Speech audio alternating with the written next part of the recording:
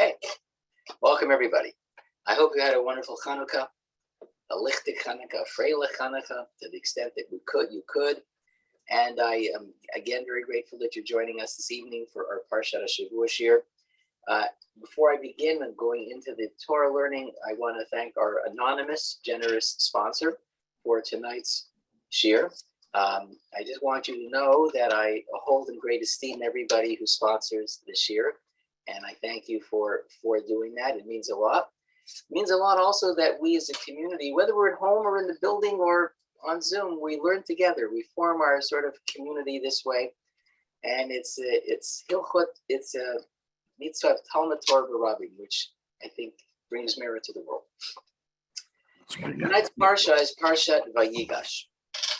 And just to remind you of the narrative where we are at the end of last week's Parsha, which was Parshat Miketz, Yosef had sent the brothers back to bring food to Yaakov, and he had already, as it were, met Binyamin, but Yosef had a plan, and part of Yosef's plan was to create drama, stress, maybe intense fear. And so he put his chalice into Binyamin's backpack. The brothers had no idea that happened. When Yosef sent his police to chase after the brothers to bring them back, he said to them, didn't you think that a person like me would know what you've done? That one. Brothers were absolutely certain, of course, that nothing had happened because they knew that none of them were thieves. So the bold statement was, if you find the chalice in anyone's bag, he should die. Of course, Yosef wasn't aware of what Yehuda wasn't aware of what he was saying. The brothers didn't understand what had happened. And so when they open up the bags and the chalice is found, the gavia is found in Binyamin's backpack, they rip their clothes. It's a sign of avelos. It's a sign of grieving. And Yehuda says, please, it's just take me. It's not, we'll all serve. Let the young boy go back to his father. And Yosef says, no, that's not fair. I'm a man of justice. The only fair thing is to imprison the person in whose bag we found the stolen object. Parshat Miketz ends with this dark cloud hanging over the brothers, because after all, it was Yaakov's deepest fear that by sending Binyamin down to Mitzrayim, he would lose not only Yosef, whom he thought might have died, Shimon was in prison, and now Binyamin. And so this whole story could have ended up tragically that Yaakov could have lost all three of those children. By the way, I just want to, before we get into this next parsha, it's so interesting when you think about the story in Binyamin. Does anybody here have an age of Binyamin based on the way the Torah is describing him? How old do you think he is, the way in which he's described as the young son, Katan? So some of us may think, and it's totally legitimate to think this, well, he's a young man, he's a young boy, he's a little kid. He's always called a Katan. But just to be very clear, he had 10 children at this time. Yes. So Binyamin is not a little boy. Binyamin is a father. He could, in fact, be a grandfather. He could be a Saba, a Sadie. So he is not a little boy anymore, but he's in some ways very quiet during this entire episode. We don't hear Binyamin speaking whatsoever about himself, about what's going on. He remains silent. And that's an interesting observation. I don't know exactly what that might mean, but it's very clear that whereas other times people in are more active in the story, Binyamin isn't. Binyamin's very passive, extremely passive. But that's another story, maybe another shiur, maybe another year. So we're going to begin Parshat Vayigash. The word Vayigash means approached, and the Parsha begins with Yehuda approaching Yosef. Of course, not knowing it's Yosef, but he's approaching the authority who is imprisoning his younger brother. Vayigash Elav Yehuda, I'm reading from the Torah, from the Chumash, Parak 44, Mem Dalet, Pasuk Yud Tet. Vayigash elav Yehuda vayomer bi Adoni yedaber na avdecha davar boznei Adoni v'ali char apcha be'avdecha ki chamocha kifaro. Then Judah approached him and said, if you please, my Lord, may your servant speak a word in my Lord's ears, and let not your anger flare up at your servant, for you are like Paro. I want to just break down this sort of conversation.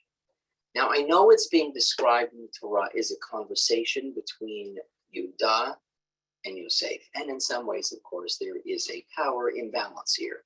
Yosef occupies a great power and a great position of authority in Mitzrayim. Yehuda is accused, well, at least he's part of a group that's accused of espionage, accused of theft. So there's a great power imbalance, the all-powerful to the powerless. It's fascinating to understand how the Chachamim look and through what lens they try to understand this interaction between Yehuda and Yosef. And they see in it so much more than just two historic individuals trying to sort of solve a problem. Yehuda trying to solve a problem with his brother. I want to share with you an explanation, or I guess it's not so much an explanation as it is a description. It's a sketch of what's going on here.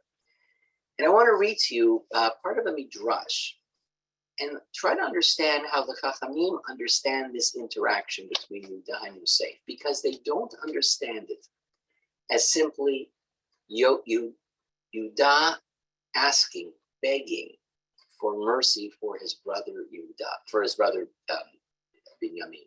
They see in it a very different sort of interaction. So I want to read this part of the midrash to you, and we're going to translate it as we go along. And this is from the collection of midrashim called Tanhuma. And I'm not going to start at the very beginning. I'm going to pick it up in the middle. Amar Rabbi Shmuel bar Nachman, Amar Rabbi Yonatan. Rabbi Yonatan says, V'sha'ah shahayu Yehuda v'Yosef mitvakhim ze im ze. At the time that Yehuda and Yosef were arguing one with the other. Listen to that again. At the time that Yehuda and Yosef were arguing, mitvakhim ze im ze. Arguing? What's the argument? Argument indicates that there's more of a sort of not power imbalance, but more of an equality. Two people, two disputants who can have an argument. But the Midrash is asking us to consider this interaction not the way it seems on the surface. At the time that this argument was unfolding, the angels in heaven said one to the other,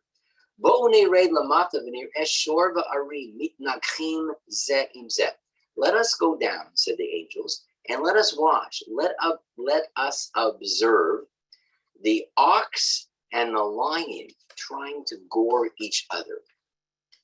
So already the Midrash is, as it were, taking out these two people from the specific historic situation they found themselves, Yosef and Yehuda, and are creating, as it were, some sort of topology. They're looking at them. They're giving them some sort of paradigm. One of them ought to be called the shore, the ox, and one of them ought to be called the lion. B'noeg sheba'olam shor mityarei mipnei ari. In the way in which the world conducts itself, the ox generally would be frightened of the lion. V'achshav shor va'ari mitnakchim ve'omdim ve'hakina beinehem. But in this situation, in the story we are reading now, the ox and the lion are fighting with each other, the omdim, and they're standing. In other words, no one is conceding here. They're going at it.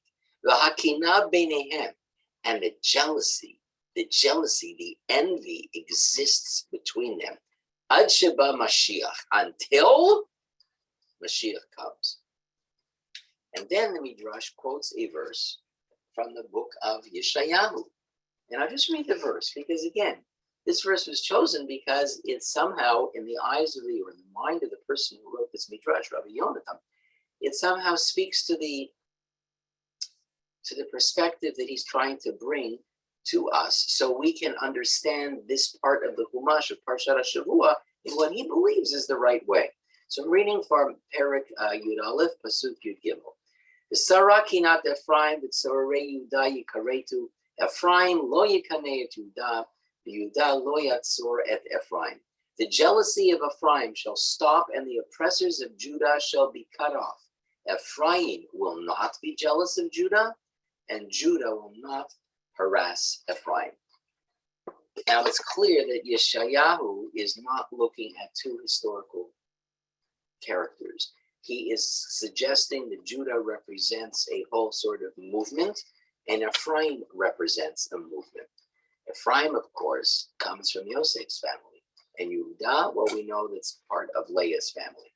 And so according to this midrash, this interaction at the very beginning of Parshat Vayigash is not just about two people. It's about something, a historical reality amongst the Jewish people that exists in the moment, but exists in the future, and perhaps even exists in the present, the present that we are in right now. So what is it all about, though? What's the sort of paradigm about? What are we supposed to be taking away according to Rabbi Yonatan?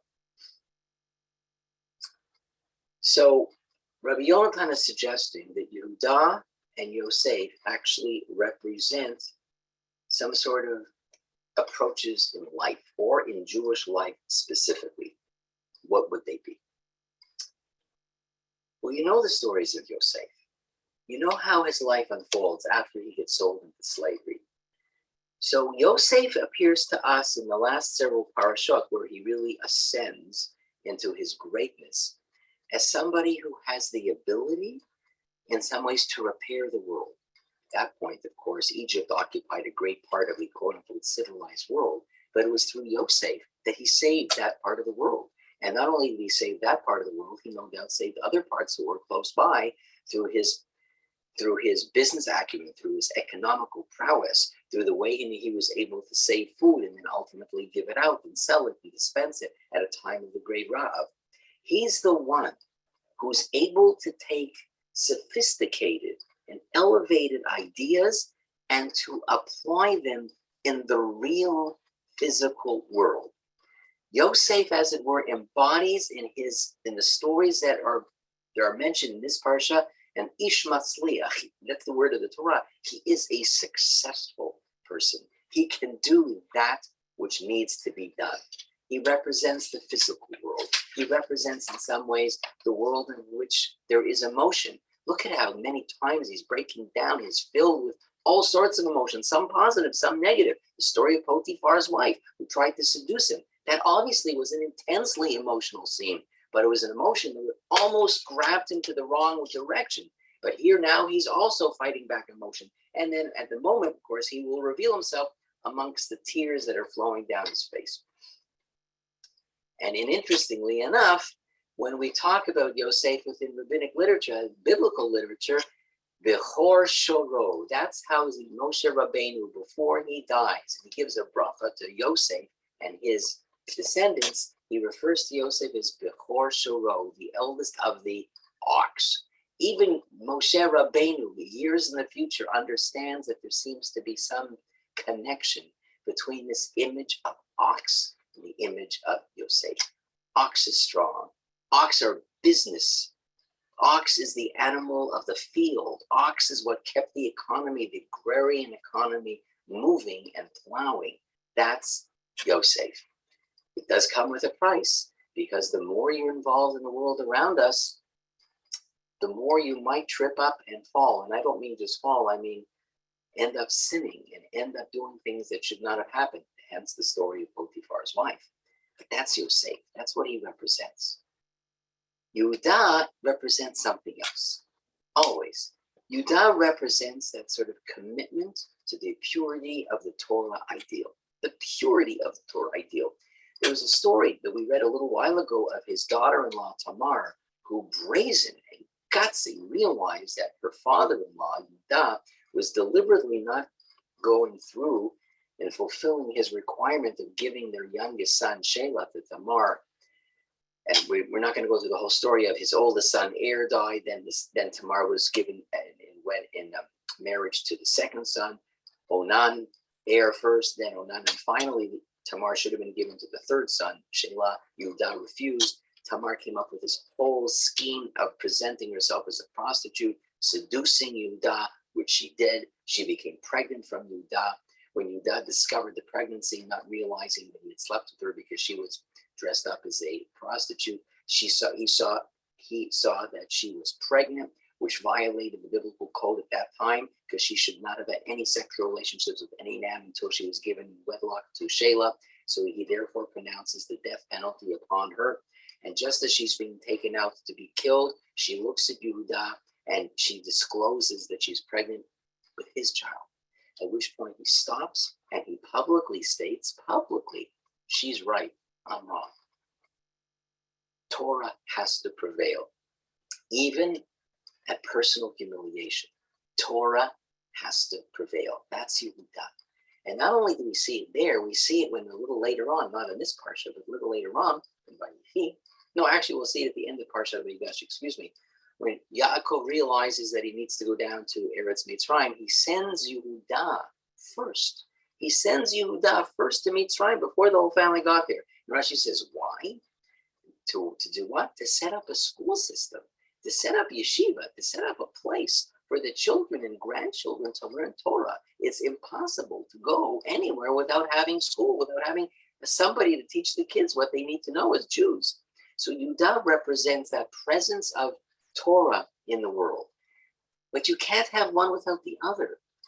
Yosef is the person who has the means by which things get done, 100%. But Yosef needs the direction of Yehuda to make sure that that which gets done in the proper way. And so this conversation, this argument, as the Midrash says at the beginning of Parshat Vayigash, is not just between two people. In some ways, according to Rabbi Yonatan and according to other Meforshim, we're seeing here, as it were, the ascendancy of two powerful streams within Jewish history. So much so that our Chachamim say, and we all talk about the Mashiach. We do. We talk about the Mashiach. We believe the Mashiach is going to come. He's on his way, Yetz Hashem. But actually, there are two Mashiachs. There's the one that is going to herald the coming of the second. The first Mashiach is going to be the Mashiach of whom? Mashiach ben Yosef. The second Mashiach will be Mashiach ben David. And as you know, David is the descendant of Yehuda.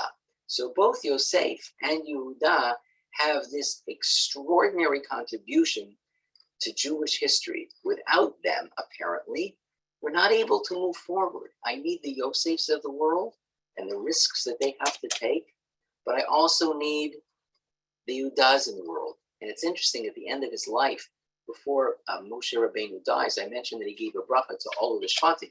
In addition to giving a bracha to Yosef and calling him Bechor Shor, he gives a bracha to two other Shvatim, Yisachar and Zvulun. And what we know from the bracha, and well as many rabbinic statements, Smach Zvulun b'tzeitecha, Yisachar be'ohalecha. So says Moshe Rabbeinu before he passes away. Smach Zvulun b'tzeitecha. Zvulun shall rejoice as they embark on their journey, and Yisachar should rejoice as they remain in their tents. And the Gemara tells us, what does that mean? Because if we take a look at the map of Israel, we would see that Zvulun occupied a portion of land at the coast of the Mediterranean, which made them perfect for being marine merchants. That they did. They were able to, as it were, go and conduct business outside of the confines of the land of Israel. They went and they became wealthy. They went and they did a business. Yisachar, who was locked inland, they were students. They were the Torah scholars. In addition to Levi, Yisachar is known as the Shevet of Torah scholars. But Zvulun and Yisachar had created an understanding, an agreement between them, which was what? That Zvulun would do the business, and that business they would use some of the profits to sustain Yisachar, who would do what? Study Torah. It was the classic arrangement, and both would get reward from each other. Zvulun would get reward for Torah study, even though they were doing business. From what? From supporting Yisachar. And Yisachar would be supported by Zvulun. But the point I'm making here is this idea of having these two forces which animate Jewish history goes all the way back right here to the beginning of Parshat Vayigash, Yehuda and Yosef. And that's why the Midrash, in a seemingly sort of interesting misdirection, don't understand that this is a story between two people. Although on one level, of course, it is true. But they see this as a drama that's being played out between two ultimate characters, which become progenitors of sort of visions of or approaches of how the Jewish nation is going to unfold. And we need both in our lives. We need the Yosefs of the world. We need the Yosefs to do that which needs to be done on this world, but they have to be animated by the Torah and the values that Yehuda brings. Okay, having said that as our introductory piece, let's take a look and go a little bit further on in Parshat Vayigash. And I'm going to skip now to chapter 45, Mem Hey, and I want to begin with Pasuk Yud Bet. And Pasuk Yud Bet, excuse me, Yosef reveals himself. And you can just imagine the emotional reaction of the brothers when they hear this. Like, what are they supposed to make out of all of this? Can they believe this? Is it true? Like, they're probably scared out of their minds. Is this going to be the last they're going to see? Is Yosef going to jump on them and hurt them? But anyways, don't forget as well, of course, that Yosef is also looking to not reconcile, but to reconnect and reunite with his beloved brother Binyamin. He knows that he's the only brother he has from his mother Rachel. They know that. And in fact, the Midrash tells us, and I mentioned to you a moment ago, that Binyamin had 10 sons at this point in his life. He was not a little boy. The Midrash lists, well, Torah lists, not in this Parsha, a little later on, all the names of Binyamin's children. And the Midrash says, if you take a look at each and one of those 10 names, there's a connection to Yosef. Each one. Each one. Binyamin expresses how much he misses his older brother Yosef over and over and over again. 10 boys. That's like 15, 20 years worth of a person's life. And he never forgot his brother Binyamin. Never. And he calls his children by names that are intended to somehow arouse that memory of Binyamin, of Yosef, even the memory. So here we have Perek Mem Hey Pasuk 12. V'hinei einechem ra'ot ve'einei achi Binyamin ki pi hamedaber alechem. I'm reading, behold, your eyes see, as do the eyes of my brother Binyamin, that it is my mouth that is speaking to you. So you have a sense from this pasuk that somehow Yosef is trying to find words that will convince the brothers that it's really him, that they're probably in a state of shock. They're probably in a state of disbelief. And he needs to find the right words, the right messages to, one, to make them believe it's him, two, to calm them down from feeling whatever they're feeling, anxiety, fear, trepidation, uncertainty.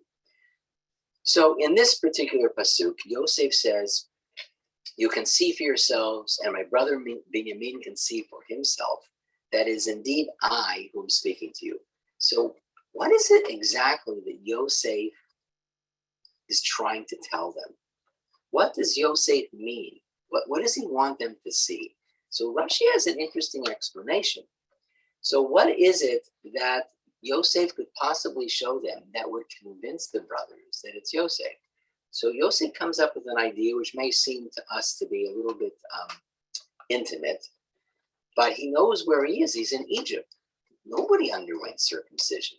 So one of the things that he's 100% certain of that would convince the brothers that he's Jewish is his Brit Milah. And so in some way, in some modest way, he demonstrates that, look, I'm Gemalik, I'm circumcised. And this, of course, would have immediately made the brothers believe he's not a regular Egyptian. No Pharaoh, would do this to his kid. This was typically simply a Jewish thing, except for Ishmael, but Egyptians are not descendants of Ishmaelites. So therefore, Yosef felt this would certainly be an example that he is really who he is, and he has no hard feelings. He just wants them to know. Let me go on a little bit more and explain another perspective. Meshech Chochma, another commentary, a much more modern commentary in the 1800s. The Meshech Chochma offers a different take on what it is that Yosef was trying to convey to his brothers in this verse. And he lists a few of them, but I only want to share with you one. Obviously, Yosef understands or has the plan to bring Yaakov down to the land of Egypt. Why? Why wouldn't he have just sent food back to Yaakov? Keep Yaakov living at home. After all, they do have a family home. Why did Yosef want to bring Yaakov down to Egypt as opposed to simply sending him the provisions so he could support himself where he lived? Why must Yaakov come to Eretz Mitzrayim? So maybe anticipating this possible question that could be asked of him by the brothers, why don't we just keep Yaakov at home and you send the food? Why make him come to Eretz Mitzrayim? Anticipating this question, Yosef has his brothers impress upon his father, Ki pi hamedaber elechem, literally that it is my mouth that speaks to you. That's what the pasuk says. Yosef has not become an Egyptian, despite his position of leadership in the country. Over the last 22 years, he has remained completely, totally, and entirely loyal to the heritage and what he's learned from his grandfather Avram and Yitzchak, great-grandfather Avram, Yitzchak, and Yaakov. It's still in my mouth. I still talk the talk of the Jew. I still get it. I still have that taste in my mouth. The same Yosef that they sold, who speaks to his brothers, I'm the same person. I may look different. I'm looking older. I'm wearing nice clothes, obviously, but it's still me. It's still my mouth. Therefore, regular communication with his foreign roots, says the Meshachach. Now listen to this, interesting. So because it's me, I'm still that same Yosef.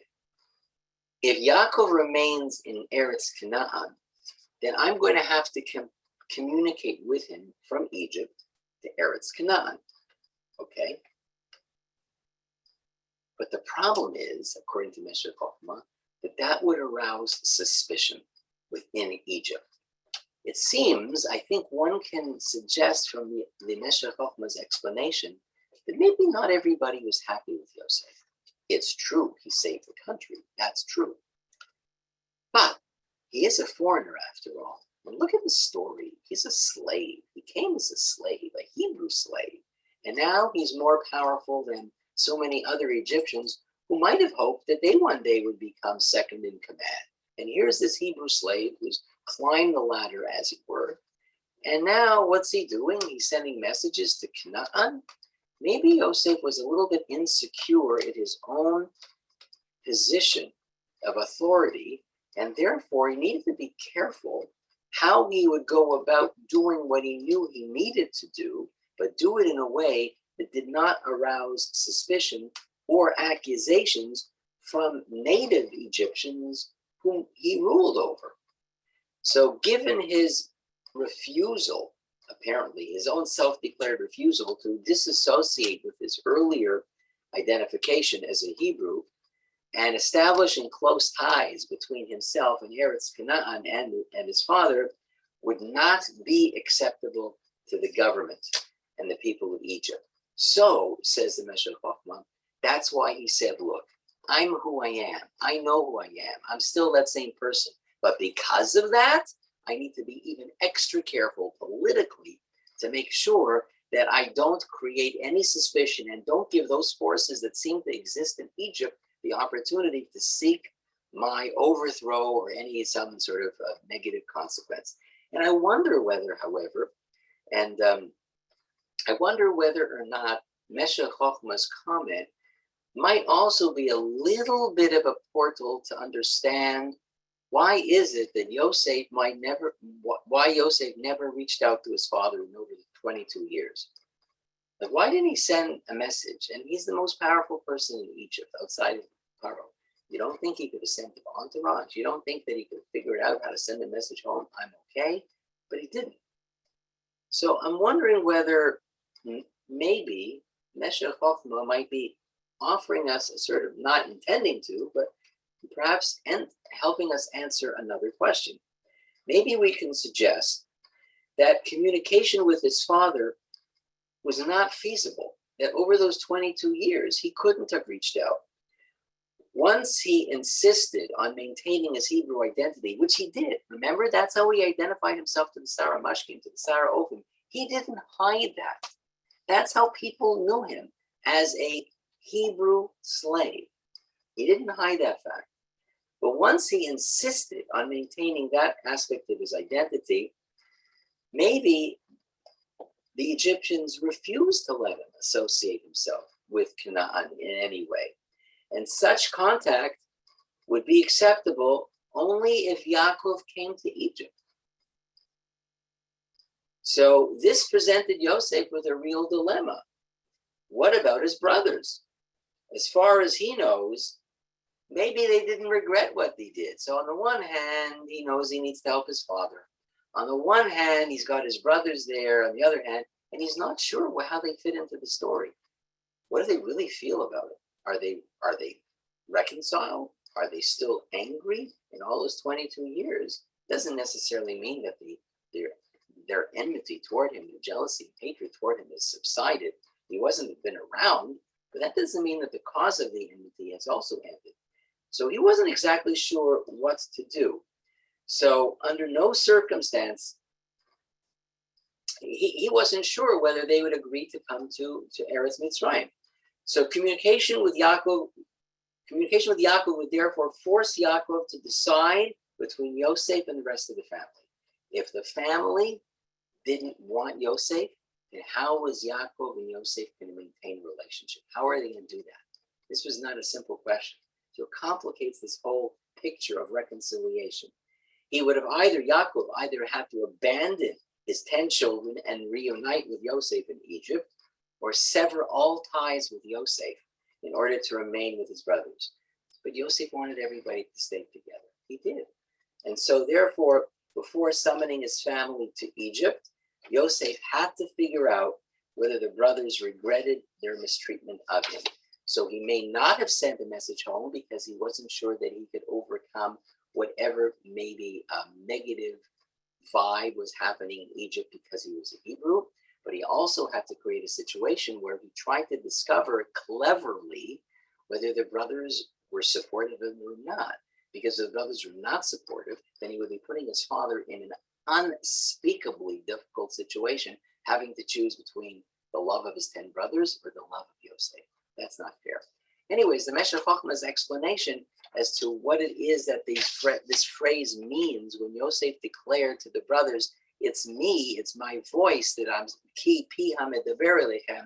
Meshech Chochmah understands it to mean that Yosef is saying, the mouth that I speak is the same mouth that I used then. I still am who I was. I am a loyal Hebrew. And a little later on, next verse, it says the following. Vayipol al tzavrei Binyamin achiv vayef uBinyamin bacha al tzavarav. And so this is just a moment that we can I think we can all imagine this. Vayipol al tzavrei Binyamin achiv. He fell upon his brother Benjamin's neck. Now, that's the Art Scroll translation alliteration. It's not entirely accurate. I'll read it again in Hebrew for those who are familiar with the Hebrew. Vayipol, he fell. Al tzavrei Binyamin achiv actually means upon the necks, plural, of his brother Binyamin. Vayef, and he cried.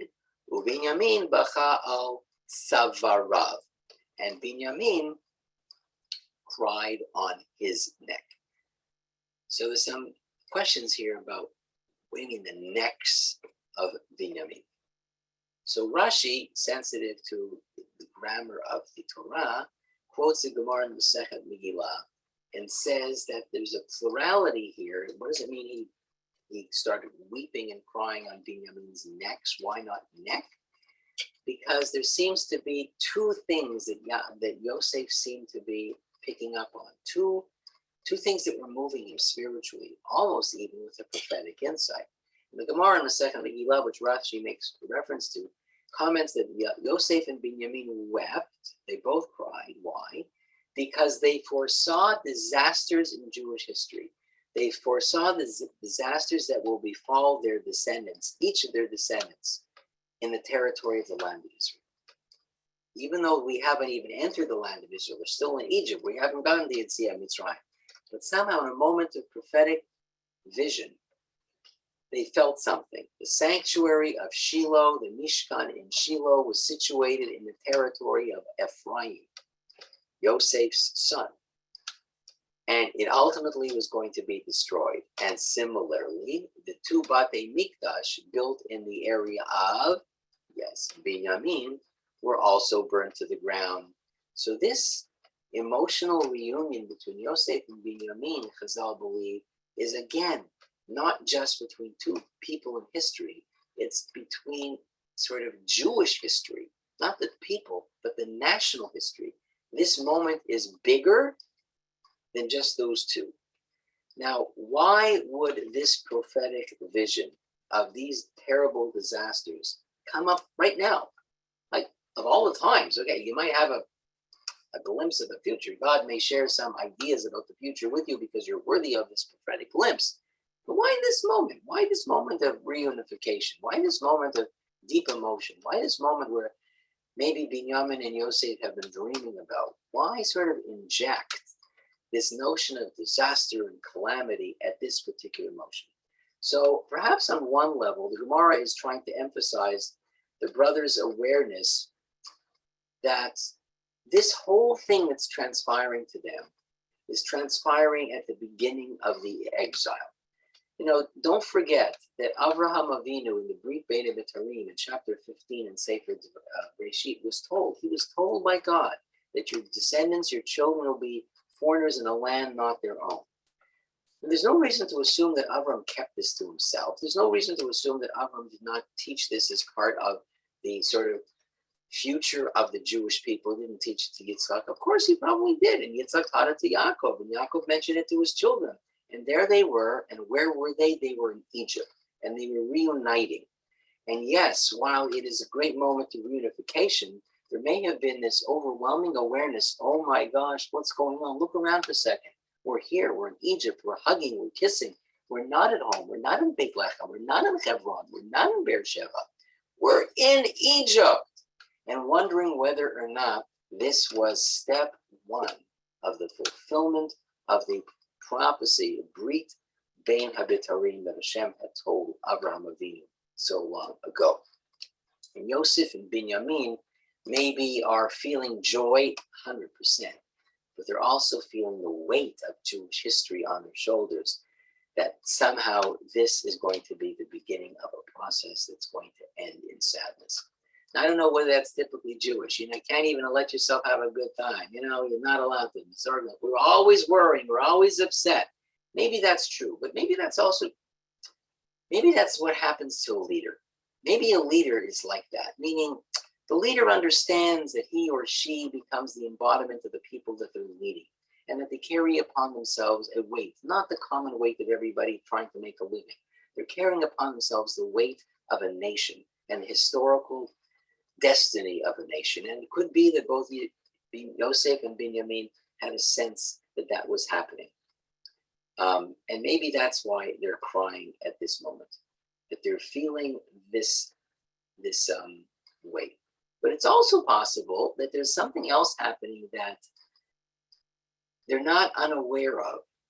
Now, why did this whole thing unfold? This whole thing unfolded. Why were they where they were? They were there because a group, a family that had sons hated each other so much that a large group of sons wanted to do away with one of the sons. So that's called sinat achim, isn't it? That's called hatred of brothers. And when Binyamin and Yosef are hugging and kissing, they may be hugging and kissing, and what are they seeing? They're seeing the calamity of the destruction of the Batei Mikdash. They're not just seeing the destruction of the Batei Mikdash. They're thinking, oh my gosh, look at our family. Our family has brought itself to its knees because of what? Because of the hatred we could not overcome. And maybe perhaps what the Midrash is saying is that they understood that this hatred had not yet been overcome, and that they have a sense that this hatred will bubble up again at another time in the future. And this hatred will bubble up in a way that will also cause rupture and sadness and destruction and pain and suffering. What's happened to us? Oy, what's happened to us? Look how far we've dropped. It's possible that they also see this as well. It's a sad moment. It's a happy moment, but it's also a sad moment because it's one step closer to what they may think is going to happen. It's an interesting sort of dilemma. Should you be happy at the reunification or now understand, oh my gosh, we're now one step closer to that moment where it's all going to break loose. It's all going to happen. It's all going to unfold in a manner that we will not be able to stop. Wow.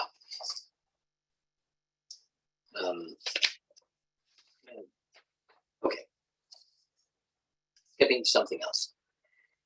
So the brothers managed to overcome the shock, managed to overcome their fear.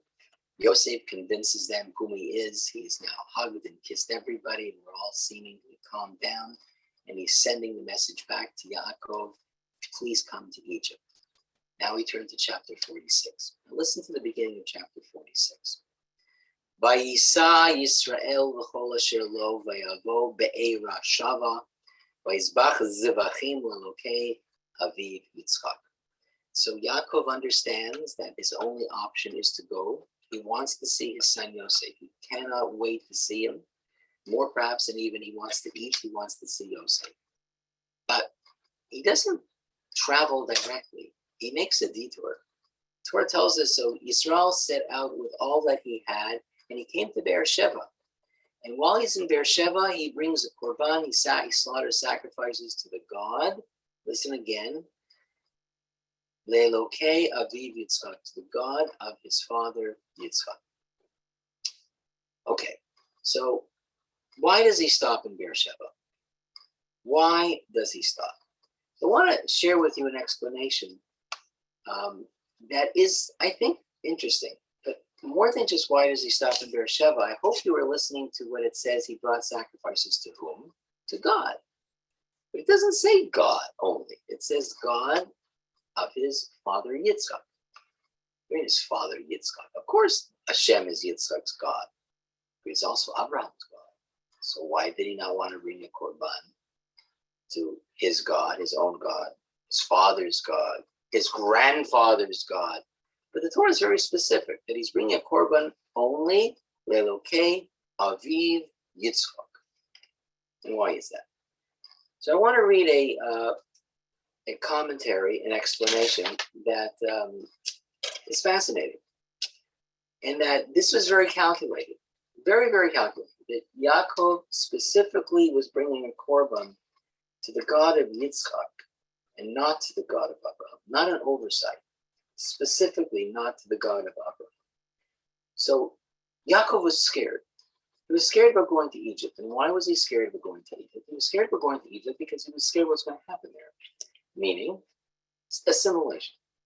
He was scared that they're now going to go into the cultural environment of a superpower, which was idolatrous, and that would possibly sort of subsume and swallow up everything that Yaakov had tried to do as a father and a grandfather of his children in Eretz Canaan. He was scared. He was scared of what was going to happen. He was scared about the potential of losing his family. He was scared about the potential that everything that he did could have been easily undone. But it still doesn't explain why he's not bringing a korban to Abraham, God. Why just Yitzchak's God? Because Abraham and Yitzchak represented different approaches to God. And it would seem that at this point in time, Yaakov is making a very deliberate comment or attempt to, as it were, strengthen and invoke his father's perception of God while leaving his grandfather's a little bit diminished and maybe in the background. So if you had to think about the quality that most describe to Abraham, everybody's going to say it is chesed. Yes, it's chesed. But what quality personified Yitzchak. The quality of the personified Yitzchak is avodah. And Yaakov is deliberately invoking, as it were, and trying to strengthen and trying to call upon and seek support from Yitzchak and Yitzchak's quality of avodah, but he's not looking to seek support. He's not looking to seek strength from Avram Avinu's quality of chesed. Because chesed, according to the Pirish, which I'm reading, Chamudei Tzvi, fascinating idea, because the value of chesed is its potential to flourish and to grow. But chesed needs to have a proper base for that. And that proper base is not Eretz Mitzrayim. Abraham's quality of chesed, as important as it was not going to be the quality that was going to sustain the Jewish people in Eretz Mitzrayim. There may be acts of chesed that even Egyptians do. Who knows? Maybe in the cultural in Egypt, there are also going to be acts that objectively could be described as acts of compassion. It's possible. So Yaakov was not, Avram was not going to be adding something that the Jewish nation needed to hold on to that was going to sustain them against an onslaught of cultural assimilation. Chesed was not going to be that quality. What would be that quality? Avodah, worship, in the sense that while there may have been idolatrous worship in Egypt, that's true, but that's not the worship that Yitzchak represented. Yitzchak represented that notion of willing to sacrifice and to dedicate and commit to the value of Torah to the point that sometimes you want to put your life on the line. And Yaakov believed that if anything was going to sustain the Jewish people, it was not going to be, oh, they're the most generous Jews ever. Oh, the Jews of Mitzrayim, they're the generous ones. Yaakov was not interested in that. And maybe at some point in the future, we'd have to go back to that. But going into this darkness of diaspora, going to this darkness of exile, Yaakov goes to Beersheba, to, as it were, which was where Abraham planted, these trees. He went there to invoke the strength, not of Abraham. He went to invoke the strength of Yitzchak, his father, the avodah strength, that which he believed is going to sustain him. So just an interesting idea, fascinating idea.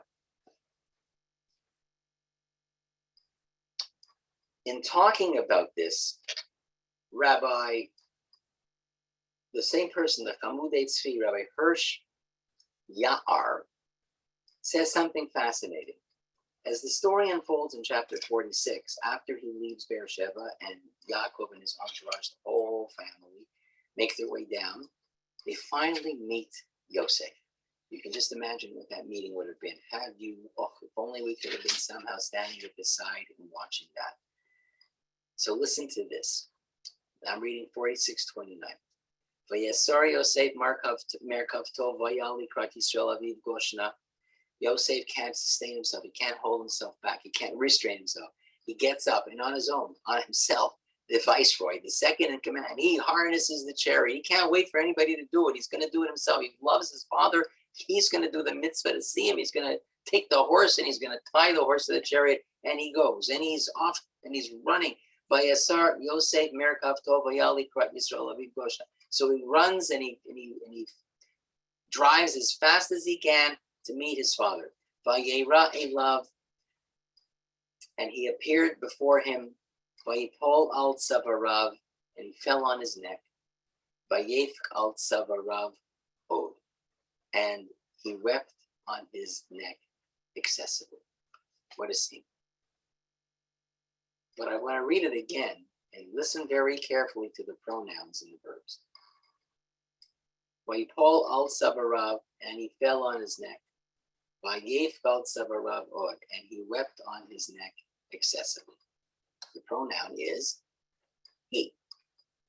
So to state the obvious, it does not say they. The he is referring to Yosef. If it was they, that would be Yosef and Yaakov were both crying. But apparently the Torah says no. One is crying, not the other.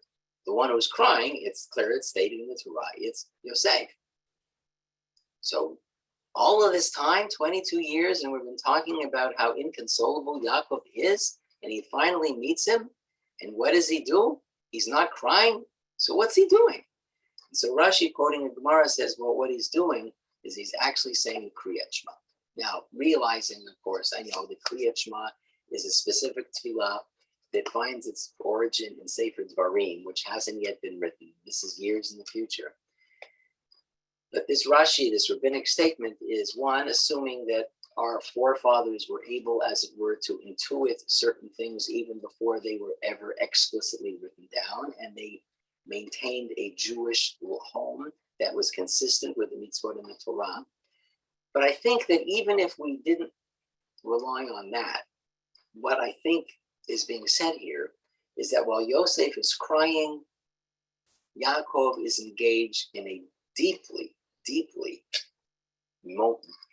spiritual moment of prayer. Not crying, but prayer.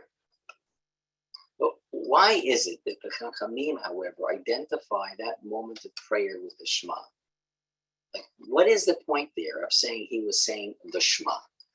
Obviously, we've identified that tefillah because of some aspect of the Shema that's meaningful, especially in light of this unfolding narrative, that the two reuniting, they're hugging, they're kissing. So what is it? What is it that was going through Yaakov's mind? So Rav Hirsch Ya'ar, in his Sefer Chemdat Chamudei Tzvi, just reminds us about the purpose of the Shema. The purpose of the Shema is Shema Yisrael Hashem Elokeinu Hashem Echad. It's one. What does that mean? There's no more than one God. But it means more than, it's not just not that there's more than one God. It's that this is the God of everything. He is the one God from which all emanates. In fact, in Shachari, right after we say Baruch Hu, Baruch Atah Hashem Elokeinu Ham Yotzer Or Uvorei Choshech Oseh Shalom. Now we say Uvorei Et Kol, but really in the original Navi, it's Uvorei Et Ra. Everything emanates from God. Light comes from God, dark comes from God. Or to say it in a different way, what we say or we were going to label is good comes from God, and the things that we would label and identify as bad, they also come from God. Reward comes from God, and suffering comes from God. So that's what the Shema ultimately is trying to extol and say. In the ancient world, many people believed or couldn't accept the fact that everything comes from a single divine power, and that one power governs all the forces, both good and evil. Opposing forces in the world were interpreted as the manifestation of competing divine powers, that you have the God of good and the God of bad, the God of light and the God of dark. It was not conceived of as being possible that a single God would, as it were, be a God of all of that. So the source cited, so when we say that Yaakov was reciting the Shema, what he was saying is that Yaakov, he was convinced that everything that happened in his life came from the same source. Yaakov's arrival in Egypt and in Goshen and his reunification with Yosef ushered a period of tranquility and happiness that Yaakov had never experienced before. His life was hard. He had lived a life that was filled with, think about the stories, with fear, with tension, with anxiety, with disappointment, with sorrow, until he finally reached this moment in his life. And well, now that he settles there, he's hugging Yosef. God is one. The same God who took Yosef away from him for over 20 years brought them back together. The same God who made him flee from Laban's house and sent Esau after him, now blessed him with a peace of mind that he only could dream about. He never thought he would see it. And so, lest Bnei Israel, as it were, become vulnerable to the influences of Egyptian thinking, Yaakov emphasizes, no, Hashem Echad, this is all from God. Everything that's happened to me has happened to me because of God. That's a deep statement, and it's so hard sometimes. The Mishnah Masechet Brachot, the 9th parak, tells us, we say the blessing to God over things that happen to us, which are good. It's unbelievable. Thank you, God, for making unbelievable wonders happen to us. But then we also say Tzidukati, Dayan Ha'emet. It all comes, we're saying the same God, same name, God. Baruch Atah Hashem. There's a Tovu Meitiv, and there's a Dayan Ha'emet, God forbid, Lo Aleinu. It all comes from the same God. But I want to end in expanding on this idea. When Yosef has this moment of unification with his father, he's excited. Yaakov is saying, the Shema, Hashem, Echad, it all comes from the same God. Yosef knows that in a short while it's going to be required of Yaakov to appear before Paro. After all, this is Yosef's father. Yosef is a big deal. Yaakov arriving is a very big deal, and Yosef is going to want to present his father to his boss, which he does. There's no question about it. They do meet up in Parak Mem Zayin. But it's very interesting as Paro takes a look at, for the first time, upon Yaakov's face, he turns to him, and you would think that it's going to be an unbelievable moment. What will they say? What will the ruler of Egypt say to Yaakov Avinu, the Bechir Havos, the chosen one of our forefathers? He looks at him and he says, "How old are you?"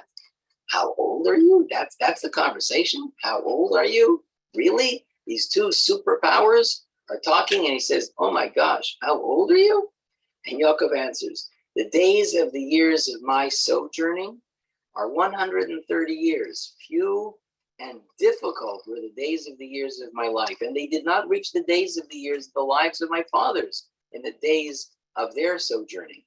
Yaakov blesses Paro again, and that's it. The encounter's over.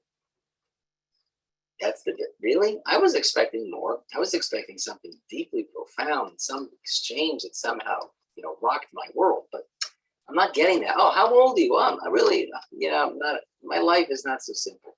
And think about it. Think about just 1 second what Yaakov is actually saying to Paro. Paro looks at his face and says, "Oh my gosh, how old are you?" He must have looked. You can just imagine how Yaakov appeared if that's the first thing that made that came to Paro's mind. He looked at Yaakov's face and he said, "How old are you?" He must have looked like he was, I don't know, a really old man, a war-torn face. So, my God, how old are you? And Yaakov manages to say this.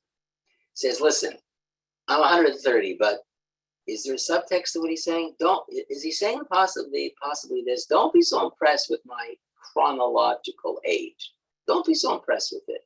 Living long is, and itself, that's not such a big accomplishment. There is a vast difference, maybe. I'm supposing maybe this is what's behind what Yaakov is saying, excuse me. There's a big difference between life and sojourning, between living and simply existing. Says Yaakov, I've existed. I haven't lived for 130 years. Ooh, that's quite a statement. You're hearing Yaakov possibly speak about just how hard his life has been. Just how hard it's been. It's been difficult. Hashem Echad.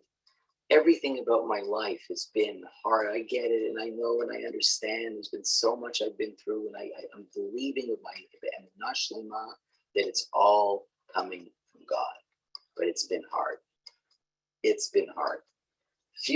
Listen to it again. Few and difficult were the days of the years of my life, and they did not reach the days of the years of the lives of my fathers and the days of their sojourning.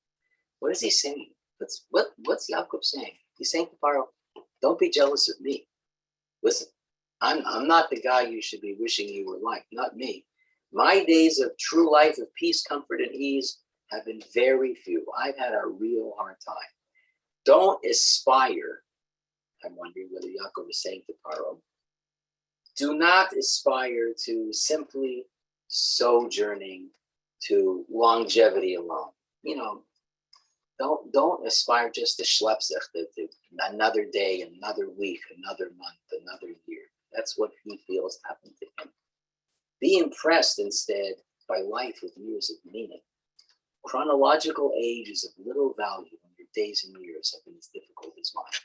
That's quite a presentation. By the way, Chazal say he was punished for this. He was punished for this because he gave off this impression that was terrible. My mother, Zichronah Livracha, taught me this idea in a different way, her own way, but it's the same message, or at least the counter to this. My mother, for those of you who may have known her, was absolutely insistent that she would always appear to others as well-dressed, elegant, clean, smile, made up, hair, like nothing. Even at home, she dressed like that. She said, when I look in the mirror, I want to look at a nice person. Honestly, it's what my mother would say. But in the privacy of her own home, after my father, Zichronah, passed away, my mother said every night I'd cry. But outside, in the public square, she was a beauty all the time, always. Why? Because your face is Reshut HaRabim. Your face is public property. You give off a message to the people who see you, and you don't have a right to inject in the public square sorrow. You don't have that right. It's your privacy of your own home you do, but not publicly. So listen to this, my friends, and this we'll close with. Next week's Parsha, which we'll have a shiur, it begins with Vayigash. That's how it starts. So end of Vayigash, everybody's come to Egypt. They're all settled down. Vayichi Yaakov be'eretz Mitzrayim shva'as shana v'yimei Yaakov shnei chayav sheva shanim v'arba'im u'ma'at shana. Listen to the English. Jacob lived in the land of Egypt 17 years. In the days of Yaakov, the years of his life were 147 years. Now, what I think is unusual about this pasuk is that the Torah tells us how long he lived. He said he lived in Egypt for 17 years. Now, for those who have basic math skills, we could have come to that conclusion on our own. We could have simply calculated when he arrived, when he died, how old he was. We could have done it because the Torah does that all the time. The Torah makes assumptions about our ability to calculate ages and time span based on enough information given in various narratives. But here in the very first pasuk in next week's Parsha, the Torah wants us to know that Yaakov lived in Egypt for 17 years. 17 years. Now, it would seem that those were the 17 years which were the best years of his life. That's why it's mentioned. 17 years. The best years of his life. And in fact, the Baal HaTurim says in that pasuk that yes, they were the best years of his life. They were so much better than all the years that preceded, which were, as we said, filled with sorrow, pain, suffering, anxiety, disappointment. But these years, amazing. However, what do you know about those years? What do we know about the 17 years that he's living in Egypt? Nothing. There's no description about it. There's no story. There's nothing. We don't know anything about it because it's just not part of the narrative. What do you know about Yaakov? All the things you know about Yaakov that we know about Yaakov happened in all the years that preceded those 17 years. So why is that? And here maybe is a difficult message. Those 17 years were free of strife and sorrow and pain and strife and striving. It's true. But they weren't the years that really informed Yaakov's life. The greatness of his life, the accomplishments of his life, what he was able to do as one of the Avot, he did in all the other years. These last 17 years, which he himself was looking forward to, those are the quietest years that we know nothing about. We know nothing about. It's so stark a contrast to the rest of his life. Yaakov had no contributions in Eretz Mitzrayim. We know nothing about it. He didn't develop anything. He didn't contribute. We know nothing. It's true, as he was passing, he gave a bracha to his children. That's true. But till that point, he remains, as it were, a non-dominant character whatsoever. And as Shimshon Raphael Hirsch writes, and I'm going to end with this. I'm going to read from his commentary to next week's Parsha.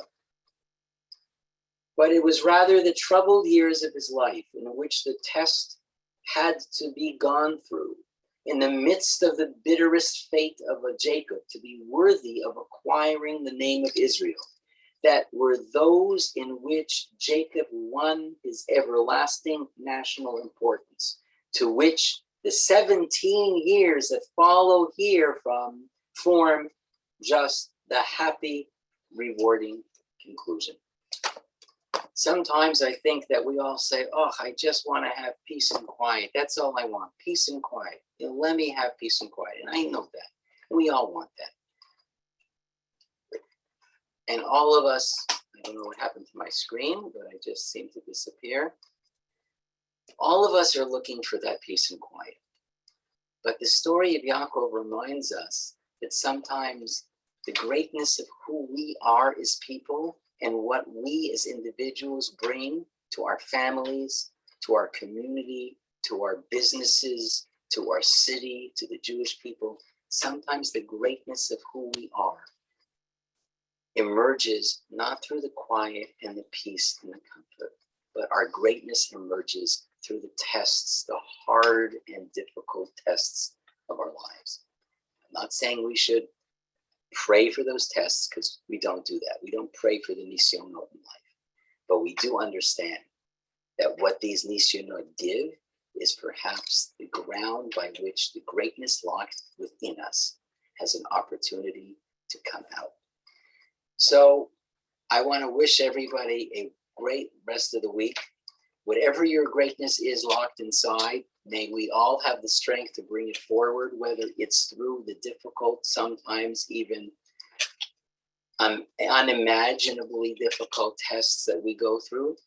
But God willing, we should also be given the reward of having the years of comfort and rest and peace and nachas and simcha. So thank you, everybody. I look forward to seeing you all next Tuesday. A reminder, next Tuesday, of course, is Sarah B'Tevet. It is a fast day, but I figure by the time 8 o'clock rolls around, you should have had enough time to have your dinner and feel good for those of you who are fasting. And I think it's a great thing that after a fast, which commemorates Korban Beit HaMikdash, we should be learning Torah together. So thank you for joining tonight. And I'm going to just take it off the spotlight so we can see a little bit of each other. And there we go. Oh, there you are. Yes, Rabbi. Thank you, everybody. Thank you. So glad that you're here.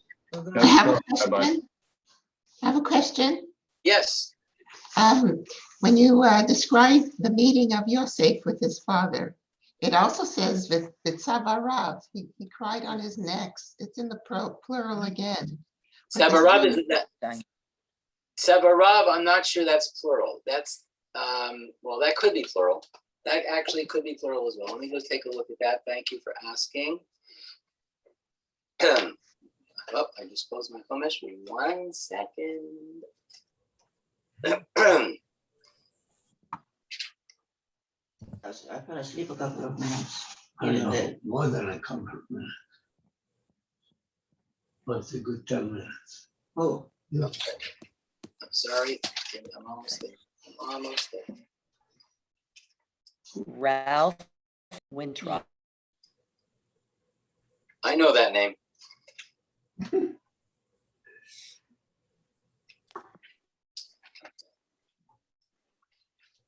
who's on? Let's see who's on. I didn't see Malika tonight. She's Interesting. I have to see whether it's Savar. You know what? I'm not sure. Savaro or Tzavarav. I'm not sure. Tzavarav could still be singular. No. No? Is that Leora? Yes. Tzavarav is Lashon Rabim? Rabim, Lashon Rabim, yeah. Bet, Todah. It's good to have Israelis who know Hebrew, know expert teachers of the Ivrit on the Shiur. Thank you, Leora. So that's a good point, and I don't have an answer for you right now, but I will try to find the answer. Thank you very much. Okay, thank you. Thank you. It was great. You say that. Thank you very much. Thank you, Rabbi. It was really profound insights tonight. Oh, thanks, Ralph. I appreciate that. It's quite a compliment. I appreciate it. תודה רבה. Rabbi. As I keep saying, from week to week and time to time, it's not just the story about the past, it's really about us. This is the purpose of studying Torah, finding you in the Parsha, where you are, what it is about this Parsha that's different. There's a wonderful quote from a non-Jew, from a professor of divinity, who in his book, a very tiny book, but a profoundly spiritual book, talks about you have to read a spiritual text different than you read another text. And it's an interesting sort of concept. When you read Chumash, which is a deeply spiritual text, you have to read it in a different way, which means, I think, that you have to read it and see, so what is it about this pasuk that I need to know? Me. And sometimes that's not such an easy thing to do, because many of us are not used to that sort of deep reading. We're used to doing things much more quickly, much more surface reading. And this type of reading takes a little more time, and you have to read it more than once. That way, sometimes you begin to see things or think of things that you haven't seen, or never thought of. And that's what happens when you read these stories, that they are so profound, as Ralph said, not because it's about them, but it's about me. That's one of the Hasidic masters, talking about davening. The words never change, right? The words never change. Every morning you get up to daven, I say the same Shemona Esrei every single day of my life. Every single day I say the same Shemona Esrei. How can I repeat it? They never change. And the answer is, of course the words don't change. You change. Not the words, you. So that you are today should be something different than you were yesterday. If there's nothing different today about you than was yesterday, then what was yesterday for? And the day before, something has to change. If it's not changing, then you're not open to the things that you need to see and learn and feel and consider and question and ask. It's a profound word. But that's what Parsha is. I've read this Parsha, I don't know how many times. And the point of it is, every single time you read it, there should be something in it that you haven't seen before. Excellent. Because our perspectives are different every time. Exactly. What's that? Exactly. Can you imagine having a perspective at 50, the same as you had at 40, the same as you had at 30, the same you had at 20? No. If that's it, there's something wrong with us. There have to be changes. That's what Hashem wants. So that's what I'm saying. Reading these texts requires a special chush, a special sense, that you don't read it like you're reading from the newspaper. Wow. Reading a novel. It's got to be deeper. Okay, how are you? So I want to thank everybody. Have a wonderful week. Have a safe Hold on, just a second. And for 1 second, if we can, What? Ralph and, they left. I wanted to let them know Yeah. we were here. Okay. We'll try that again next week. Thank you. Ralph and Thank Kitty you, are still Rabbi. here. Yeah, Oh, there they are. They're here. They're still Ralph on. and Kitty. Oh. Ralph and Yes. Kitty. Yes, Here's Martin and Sharon Chriselle. yes. Yes, we're here. We've been in the class. We send you a lot of love. Oh, We miss you. We haven't seen you in so long. Thank you. very much. Thank you. We wish you well, only good things and joy. Amen. Thank you. Same to you. Bracha, Ralph. It's great to see Good night, you. everybody. Stay Okay. safe. Be well. Good night.